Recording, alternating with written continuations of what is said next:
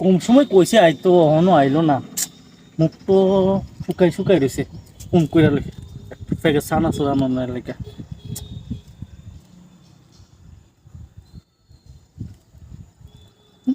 বুড়ো না। আচ্ছা এটা বয়স SMS পাঠাই। বন্ধু তুই যখন আইবি এক প্যাকেট সানা চুর লই আইছেন আমার লাগা।